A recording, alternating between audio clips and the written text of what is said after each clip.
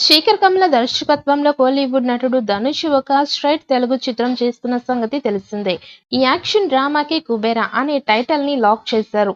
తాజాగా movie makers ఈ cinema schedule ని ముంబైలో ప్రారంభించినట్టు సమాచారం. ఈ షెడ్యూల్లో నాగార్జున మరియు ధనుష్ పాల్గొనబోతున్నారు. ముంబైలోని మాఫియా బ్యాక్డ్రాప్ లో తెరకెక్కుతున్న ఈ చిత్రంలో నాగార్జున డాన్ గా కనిపించబోతున్నట్లు సమాచారం. ఈ ప్రాజెక్ట్ లో రష్మిక మందన ప్రధాన మహిళా పాత్రలో కనిపించనుంది. అక్కినేని నాగార్జున, జిన్సబ్ ఈ చిత్రంలో కీలక పాత్రని పోషిస్తున్నారు. నిఖిత్ బొమ్మి ఈ సినిమాకి సినిమాటోగ్రాఫర్ గా వ్యవహరిస్తూ ఉన్నారు. అమిగోస్ క్రియేషన్స్ సహకారంతో Sri Venkateswara cinemas LLP, Asian groups యొక్క యూనిట్ సోనాలి నారంగ్ సమర్పణలో ఈ ప్రాజెక్ట్ ని నిర్మిస్తున్నారు. ఈ సినిమాకి రాక్ స్టార్ దేవిశ్రీ ప్రసాద్ సంగీతం అందిస్తున్నారు.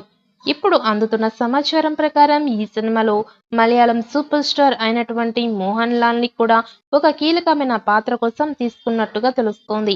అయితే ఈ సినిమా పాన్ ఇండియా రేంజ్ లో రిలీజ్ అవుతుంది కాబట్టి ఈ సినిమాకి మలయాళం మార్కెట్ కూడా భారీగా వర్కౌట్ అయ్యే విధంగా ఈ సినిమాలో మోహన్ లాల్ కూడా చేయబోతున్నట్టుగా తెలుస్తోంది.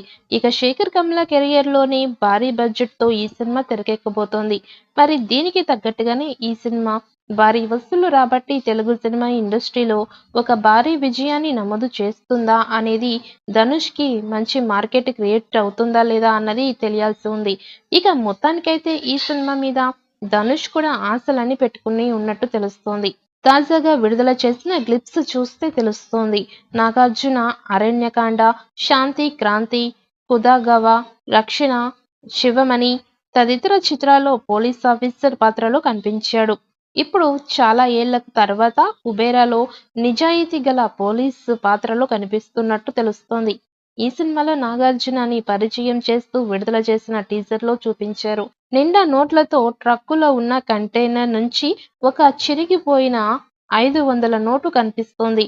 దీంతో తన జేబులోని నోటు అక్కడ పెట్టి తన నిజాయితీని చాటుకునే సీన్ లో ఇందులో హీరో పాత్ర ఎలాంటిదో చూపించాడు.